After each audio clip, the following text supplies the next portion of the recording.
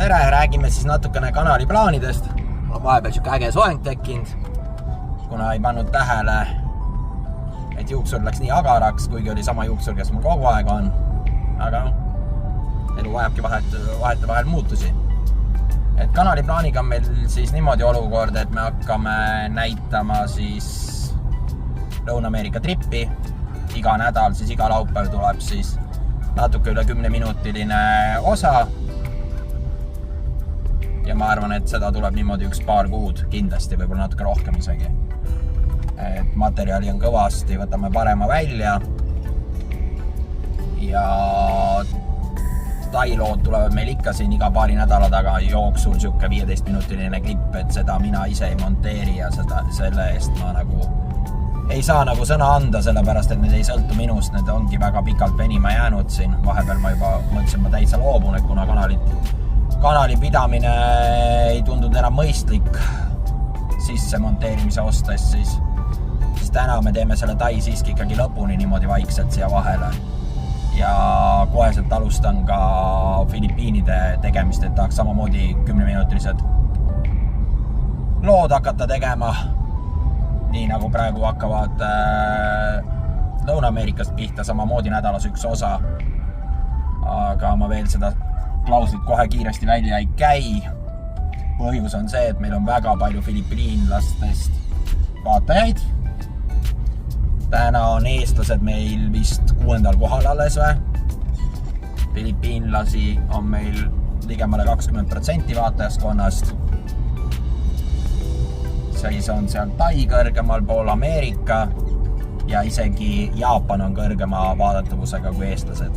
Ja kui ma arvan, et me teeme nagu eestikeelseid lugusid, et siis nagu oleks see vaatamine tõstaks siis eestikeelsed vaatajate arvu, siis tegelikult see ei tõsta. Välismaalased tõlgivad kõik ringi ja vaatavad. Sellepärast ma esialgu ei hakkagi panema sinna Lõuna-Ameerikale subtiitreid alla, kuna ega ma ei oskaks ka seda veel. Et on juba monteeritud valmis, siis 4,5 osa on valmis.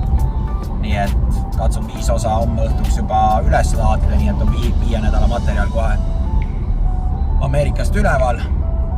Ja siis alustan tegevust Filipiinidega. Ja kui ma sealt suudan ka ära teha 5-6 osa juba ette ära, siis hakkan neid ka iga nädalaselt välja laskma.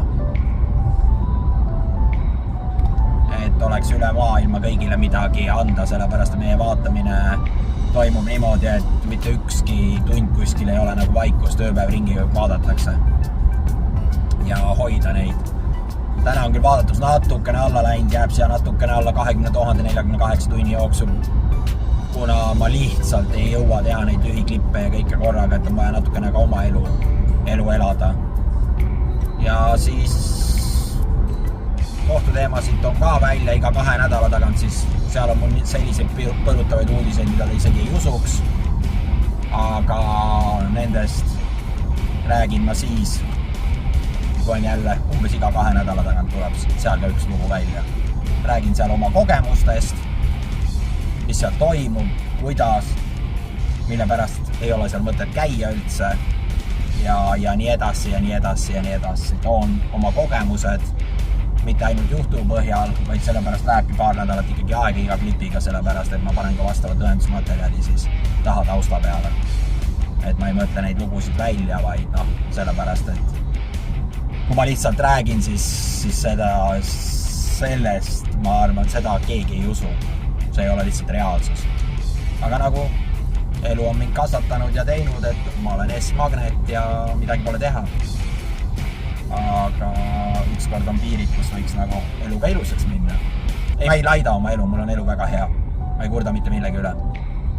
Siin paar asja on, mille üle võiks võib-olla kurta,